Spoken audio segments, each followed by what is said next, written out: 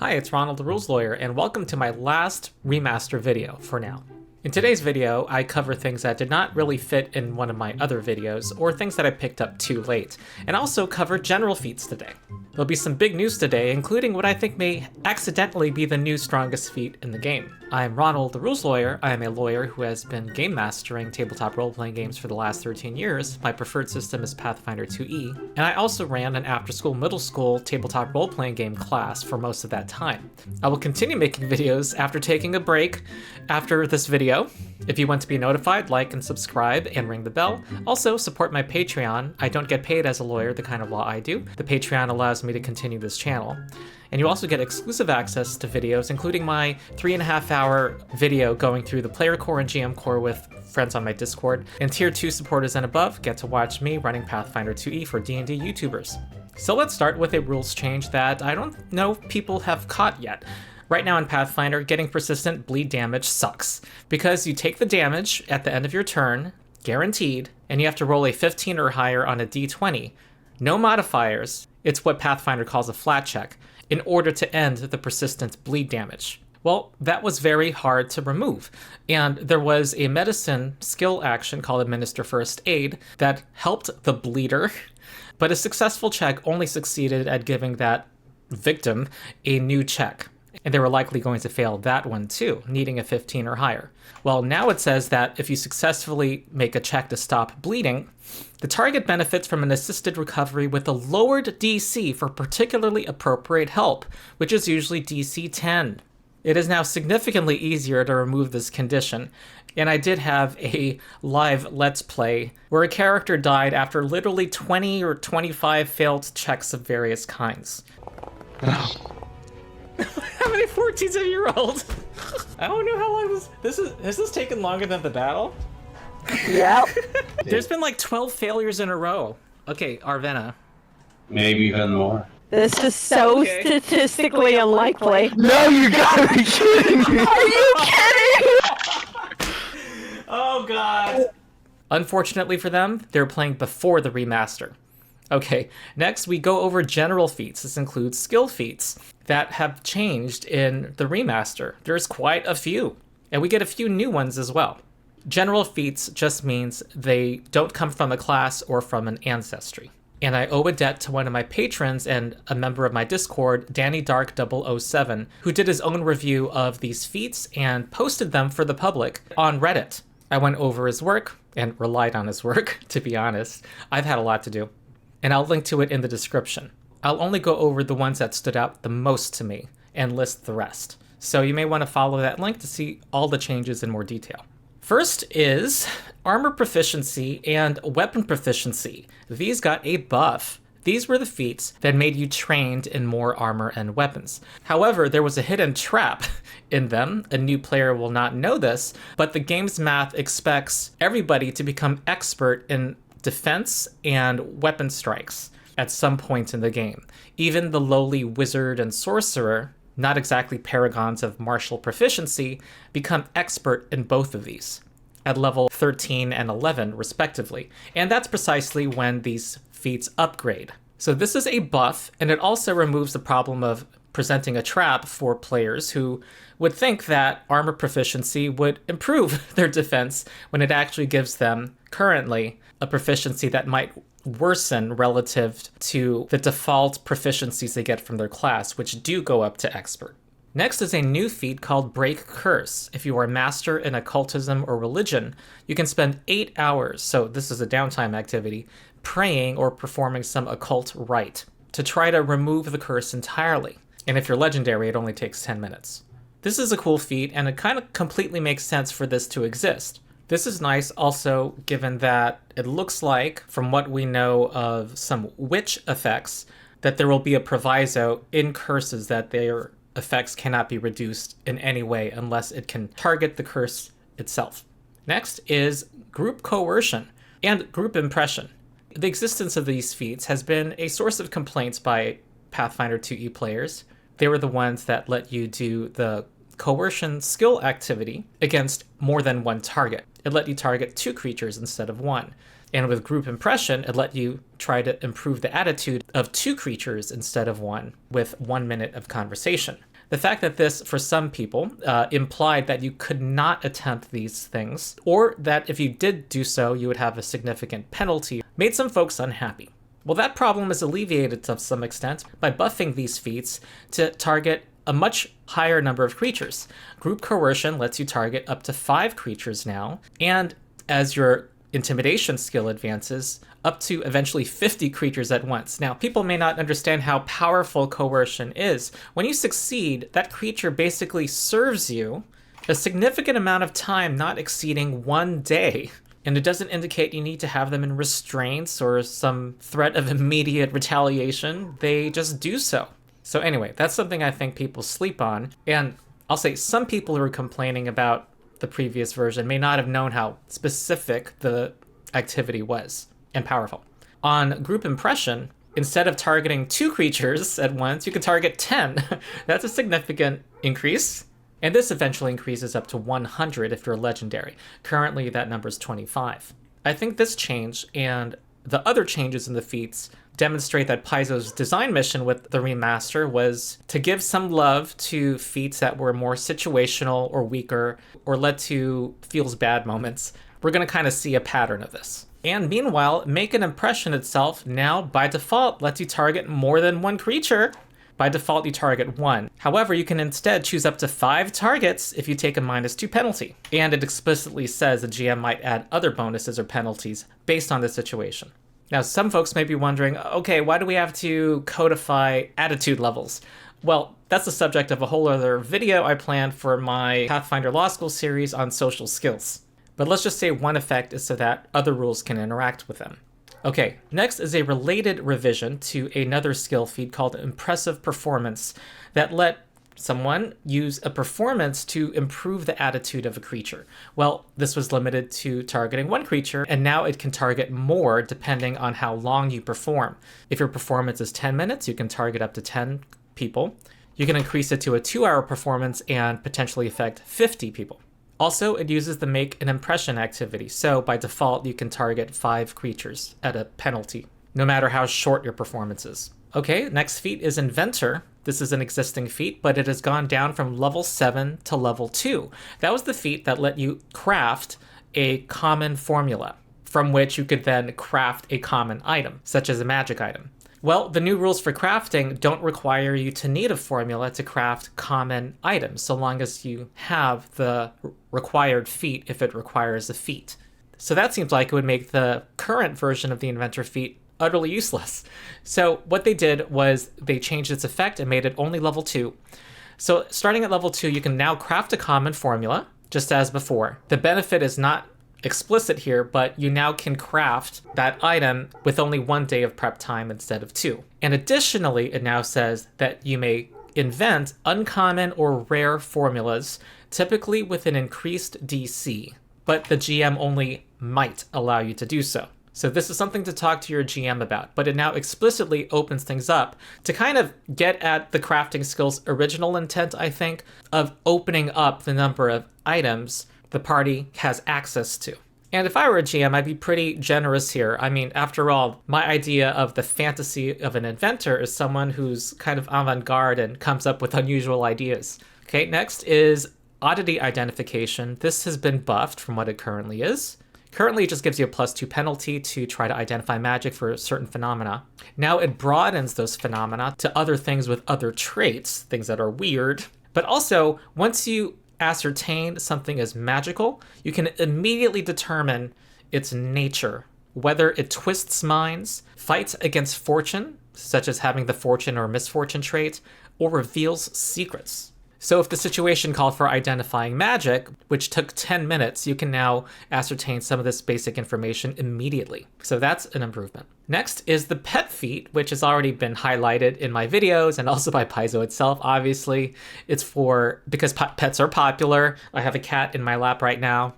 But this basically implements the approach to magical familiars, but for pets. So not something you would have put into frontline combat, but it gives you utility. This is more limited than familiars, however, in that you have a shorter list of abilities that all are seen in our real-life animal kingdom, and you cannot change their abilities from day to day.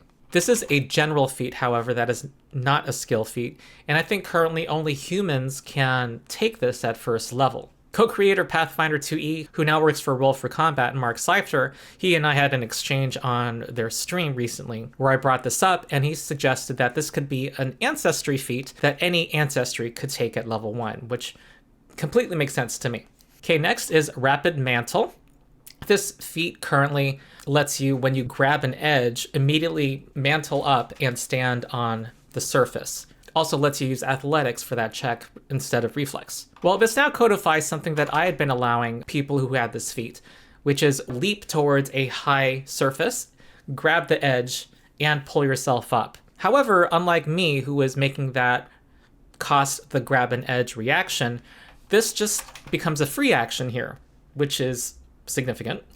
So this feat has definitely been buffed. The last change to feats that I'll cover, there's a number of them that I'll list in a second. I only wanted to make a short video today, and I only want to focus on the ones that were the most interesting to me, is a new feat called Unusual Treatment. Requires expert in medicine, but this lets the treater do a DC 20 check to reduce the value of clumsy, enfeebled, or stupefied on a patient.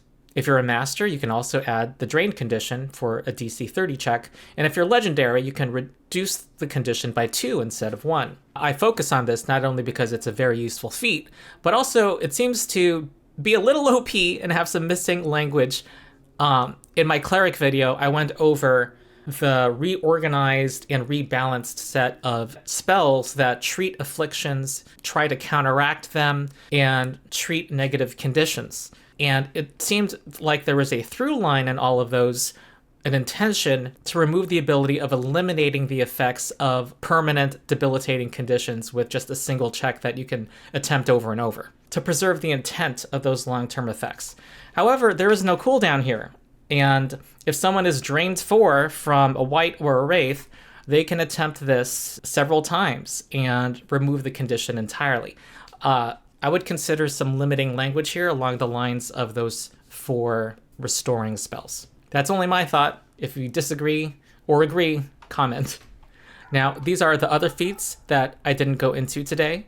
Danny Dark 007 goes through all the changes in his document that is linked in the video description. So look at that list and see if there's anything that is interesting to you. By the way, Untrained Improvisation got a minor buff, so don't get too excited there.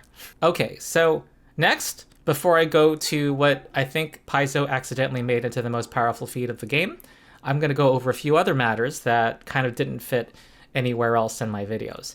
So, Miscellaneous. First, there's a spell, formerly Purify Food and Water, that has now been renamed, given an awesome name in my opinion, Cleanse Cuisine, and given the additional effect of making food taste delicious. It can turn water into wine, or enhance the food's taste and ingredients to make it a gourmet treat. Well, what I found interesting here is that removing toxins and contaminations is now optional. It says you can also choose to remove all toxins and contaminations from the food. This means that this is an excellent spell for delivering poisons, ingested poisons. I just think it's hilarious that it's called Cleanse Cuisine when many adventurers, let's call them, may use it for an insidious purpose. Another thing that stood out to me is Ceremonial Knife. Now, I remember this issue being brought up when the Remaster Core preview document came out in the summer, but I had forgotten about it when I did my Witch video, but I was reminded in the comments. There's some missing language here that makes it extremely powerful. This is the one that lets you prepare a wand for the day that you can actually use 2 times with little consequence because it's only a cheap dagger that would be destroyed. But as written, the dagger that you enchant lasts forever. So if you have enough downtime, you can have a lot of knives with a lot of spells that not only you, but any other members of your party who have that spell on their magical tradition or who has the trick magic item feat can all be armed with. If you have enough downtime, you can have unlimited spell slots, lower rank spell slots, sure, but unlimited spell slots. I will not be surprised if this gets eroded at some point, but I'm not going to allow it to last beyond the next time you make a knife. Okay, another thing that stood out to me is this spell, Ring of Truth. This used to be called Zone of Truth, where targets in the area had to do a saving throw in order to avoid a penalty to their attempts to lie or deceive. Now we get this cool bell effect that rings if they tell the truth. It's almost like a game show. Well, what's interesting to me is that it says right here, each time a creature in the area speaks a true statement, the soft ring of the bell sounds in the area. A true statement. So at least this sentence reads that you can actually find out what the truth is walking into the circle and spouting off a bunch of facts you're dubious about and see whether the bell rings. And this lasts for 10 minutes. You can find out so much information, like the meaning of life or whether the big bad is X person. Now, as a GM, I would point to the language of the degrees of success and say, no, this only detects whether they are consciously lying, not whether it's the truth. But I can see a rules lawyer, a bad rules lawyer, pointing to this sentence up here. Well, shut that down. Okay, on to the strongest feat of the game. Now, I'll have to give some background. Currently, all spellcasting involves the following. The spellcaster must utter incantations, so being unable to speak prevents spellcasting for most casters, with the GM able to give an exception for a character with a long-term disability. Spellcasting also creates obvious sensory manifestations, such as bright lights, crackling sounds, and sharp smells from the gathering magic. Now, I note that this language says spellcasting involves making gestures. Given how clearly Paizo wants to still maintain that some spells require manipulate actions, making gestures, and others don't, I think this language is there by mistake. I'm going to ignore it. Otherwise, it leads to real problems for running Pathfinder 2E. So I'm only going to pay attention to what's in red. So this is different from the current rules because it says all spells require incantations. All spells will make noise of some kind. Under the current rules, before the remaster, there has been a feat. This is the wizard feat I have on the screen, but other classes have similar feats as this that lets the caster try to get away with casting a spell without anyone noticing. It requires a stealth check against observers' perception DCs, and if the spell has verbal components, they additionally must do a deception check against the same DCs. Succeeding at what are probably 2 checks prevents the observers from noticing you're casting the spell. The intention of this feat is clearly for social situations, campaigns with intrigue, or where generally you want to do something and get away with not being pinned with responsibility. But importantly for our purposes, you are still gesturing and you are still speaking. Now let's look at what Conceal Spell does now. The same wizard feat says, automatically, no check required, you give the spell you're about to cast the subtle trait. And the subtle trait says, a spell with the subtle trait can be cast without incantations and does not have obvious manifestations. Now, I'm not crusading against the subtle trait. I think it is a good thing for the game. It's a good thing that the subtle trait is attached to them, because clearly it was intended that they not be noticed. Spells like charm and suggestion. The subtle trait in those cases is an improvement. But note that it does not say that you succeed at hiding casting the spell. It just says you don't need to do those things that you normally do to cast a spell. And this works with any spell. So you can stand there completely mute, not moving, and cause a fireball to appear against the most perceptive high-level NPC. Now it says that the spell's effects are not hidden to observers, so they'll see a ray streak out from you or see you vanish into thin air in the case of an invisibility spell. However, many spells in the game are not so obvious. One of my high school players loves to use torturous trauma to, as he says, quote unquote, jiggle organs of enemies. A cheeky spellcaster can sit in a room and everyone feels their organs jiggling and have no idea why. This, of course, can be done for nefarious purposes. You can kill people without batting an eye.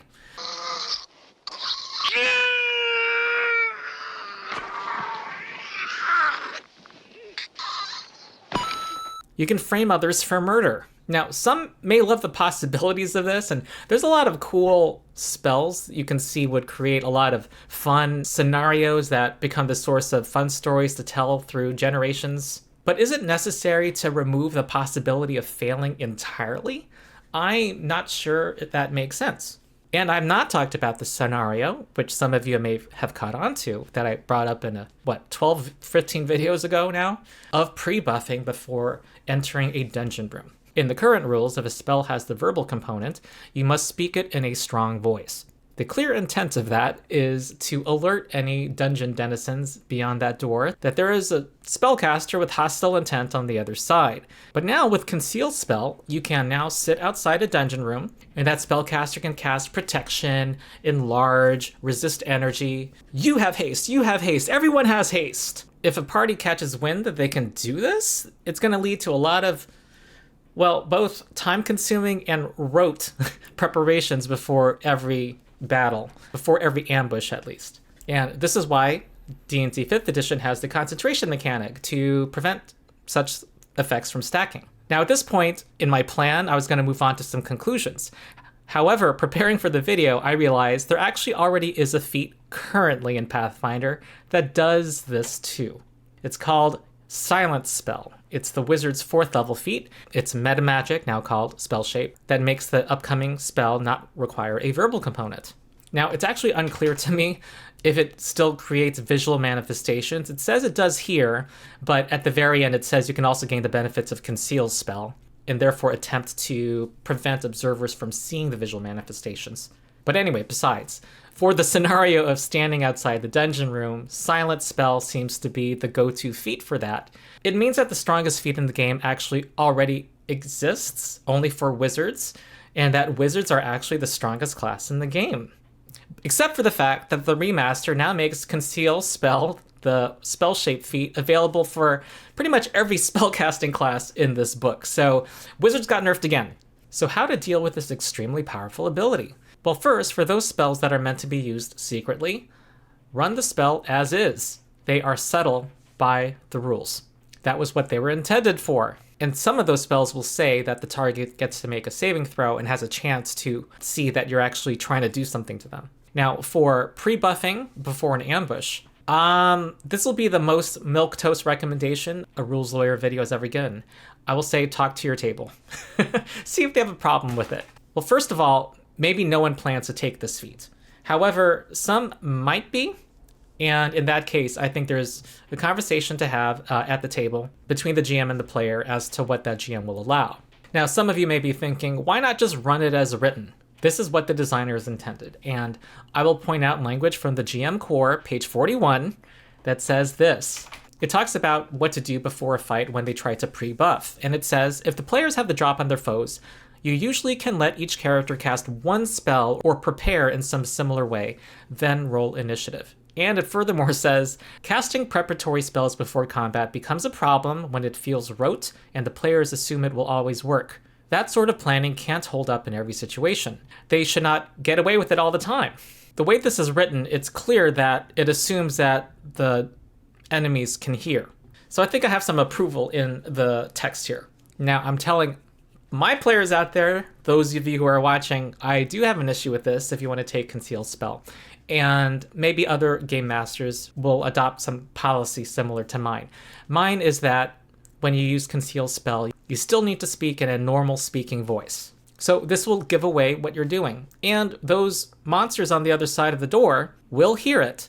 But given how much of a hard ass I'm sounding, I might give them more than one round actually to have time to understand what's going on and do some necessary preparations. Not everybody's ready to fight in a few seconds. Now, for the other situation of Conceal Spell in social situations. Well, I think a similar solution here. The caster still needs to talk, even with the subtle trait. However, they can talk like I am talking right now. I might be casting a spell on you. You don't know. And then when Melody succumbs to food poisoning and Greg falls to the ground saying his organs are jiggling, they can look around the room and you can do a poker face with a deception check. Still, I'm also... The side of my brain that wants balance also makes me want to ask for a check of some kind to make you not automatically succeed at getting away with that initial casting of the spell. Maybe a check against your perception DCs with a +4 circumstance bonus. But yeah, that finishes my remaster coverage. I hope you've enjoyed the series. Like and subscribe if you did. And I am now done with my remaster coverage. And now I finally get to take a long rest.